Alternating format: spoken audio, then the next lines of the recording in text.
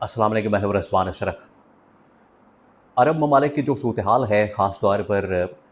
America और Iran के दरमियान जो इस वक्त जंग हो रही है, उसको सामने रखते हुए, इसके अलावा यमन और सऊदी अरब के दरमियान जो इस वक्त मामलात हैं, उसको सामने रखते हुए सऊदी के क्राउन प्रिंस मोहम्मद बिन सलमान की जानिब से बहुत अहम तरीन फ़ैसले किए गए हैं। इसके बारे में बड़ी अहम तरीन मालूमात मेरे पास मौजूद है, वो आपके साथ मैं शेयर करता हूँ। इस मौके पर, इस स्टेज के ऊपर, इस टाइम के ऊपर पाकिस्तान से क्या डिमांड की जा रही है, और अभी जो खबरें सामने आई हैं कि क्या वाकई में पाकिस्तान ने अपना कोई फ़ौजी दस्ता या कोई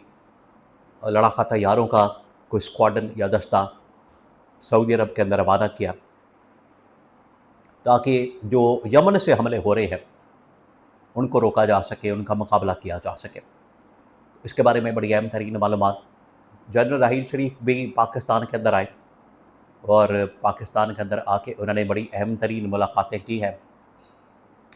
और पाकिस्तान के अंदर आके उन्होंने क्या पैगाम दिया है, उसके बारे में बड़ी अहम तरीन मालूमात। तीसरा ये कि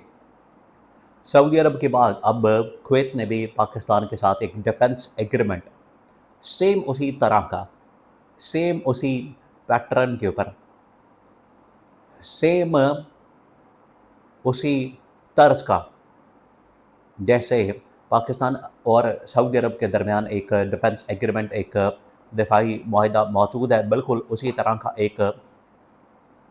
डिफेंस एग्रीमेंट अब कुवैत ने पाकिस्तान के साथ किया है। इसके बारे में बड़ी अहम तरीन मालूमात मेरे पास मौजूद है, वो भी आपके साथ में शेयर करता हूँ। तो इंटरनेशनल कॉन्टेक्स्ट के अंदर जो इस वक्त हालात बन चुके हैं, उसका पाकिस्तान के ऊपर इम्पैक्ट क्या आ रहा है। सबसे पहली बात ये कि जो सऊदी अरब है और यमन, दोनों के दरमियान इस वक्त बहुत ही ख़तरनाक और ख़ौफनाक लड़ाई हो रही है। सऊदी अरब की जानिब से यमन के ऊपर हमला किया जाता है और यमन की जानिब से सऊदी अरब के ऊपर हमला किया जाता है, और सऊदी अरब के बहुत सारे अहम तरीन मकामात के ऊपर, ऑयल टैंकर्स के ऊपर, ऑयल रिफाइनरीज़ के ऊपर हमला किया गया। वहाँ पर जो यमन के अंदर हुस्की बाकी है उनकी जानिब से। और इसको, इस कॉन्टेक्स्ट को अगर मज़ीद, इस मामले को अगर मज़ीद वसी किया जाए, तो इसमें ईरान का भी लिंक बनता है, क्योंकि सऊदी अरब का मानना ये है कि इन बागियों को असल में ईरान की जानिब से सपोर्ट मिलती है, फंडिंग मिलती है, और ये सऊदी अरब के ऊपर हमलावर होते हैं। अब ज़ाहिरी बात है,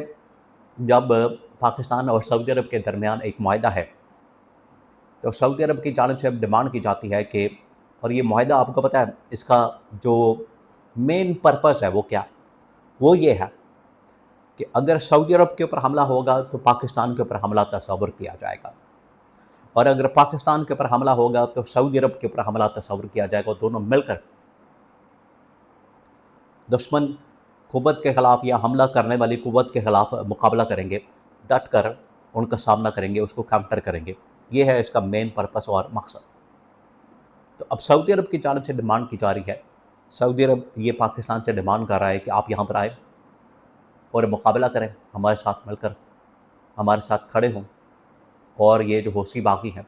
यमन की जानिब से जो हमला हो रहा है, इसका मुकाबला किया जाए। अब इसके अंदर जो इस वक्त हमले हो चुके हैं, उसमें पाकिस्तान सोच रहा है कि किस तरह से इस जंग में अब शिरकत की जाए, क्योंकि ख़बरें तो मौजूद हैं, मुख्तलिफ इंटरनेशनल न्यूज़पेपर्स ने, मैगज़ीन ने इस हवाले से खबर दी है कि पाकिस्तान ने अपना कोई फ़ौजी दस्ता भेजा है, पाकिस्तान ने लड़ाका तैयारों का कोई दस्ता भेजा है। तो पहली बात ये कि जिस तरीके से पहले पाकिस्तान के ऊपर दबाव आता था कि पाकिस्तानी इस जंग के अंदर आए और इसमें डायरेक्टली शामिल हो जाए, पाकिस्तान ने उस वक्त भी अवॉइड किया। इमरान खान के दौर के अंदर भी यह बड़ा प्रेशर आया, इमरान खान ने भी इसको अवॉइड किया। आज भी यही प्रेशर है, आज भी इसको अवॉइड करने की ज़रूरत है। हमें इस जंग में डायरेक्ट नहीं जाना चाहिए, क्योंकि ये जंग फिर मुसलमान ममालिक के दरमियान एक बहुत ही खौफनाक और ख़तरनाक जंग हो सकती है। दूसरा, इस सूरत हाल में अगर पाकिस्तान को ये कहा जाता है तो पाकिस्तान जितना कर्जा ले चुका है, पाकिस्तान जितना उनके एहसान के नीचे दब चुका है, ऐसे में इनकार करना और इस सिचुएशन को अवॉइड करना या पाकिस्तान के लिए बड़ा मुश्किल होगा। तो ये भी पिछले 3-4 साल के अंदर जो इस हुकूमत की नालायकी नाअहली की वजह से आवाम के ऊपर महंगाई और बेरोज़गारी की वजह से, इकोनॉमिक ब्रेकडाउन की वजह से इन्होंने जो कर्जा लिया सऊदी अरब से, तो इस स्टेज के ऊपर सऊदी अरब को इनकार करना बड़ा मुश्किल होगा। और सबसे अहम तरीन फैक्टर एक और इसके अंदर ये आ रहा है कि सऊदी अरब से अब डिमांड की जा रही है, सऊदी अरब से ये कहा जा रहा है कि सऊदी अरब अब्राहम अखॉर्ड के अंदर आ जाए, उसमें पाकिस्तान को भी शामिल कर लें। अब ये भी डिमांड की जा रही है। तो ये तमाम चीज़ें अगर मिलाकर देखी जाए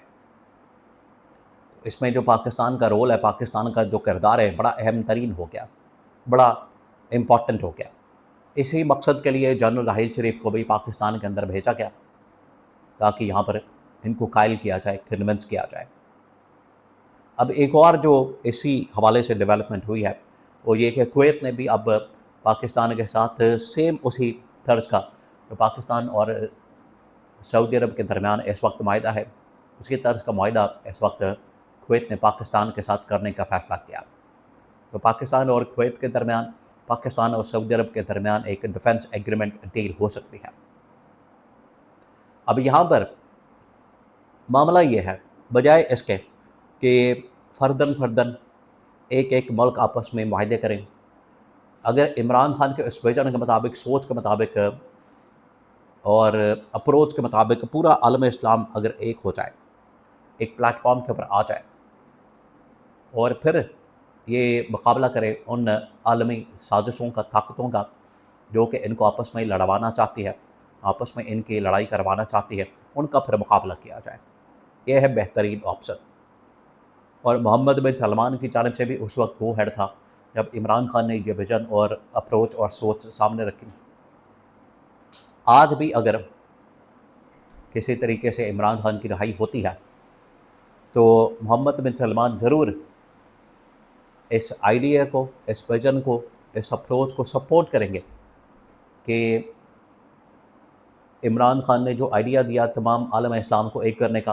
तुर्क सदर तैयब एर्दोगान ने भी उसको सपोर्ट किया, बाकी ममालिक ने भी। तो उस आइडिया के मुताबिक तमाम आलम इस्लाम को एक हो जाना चाहिए, तभी सर्वाइवल हो सकता है। वरना आपसी लड़ाई की वजह से, आपसी ये जो मसाइल हैं उसकी वजह से जो दुश्मन ताकतें हैं, जो एंटी इस्लाम ताकतें हैं, वो फ़ायदा उठाएंगे।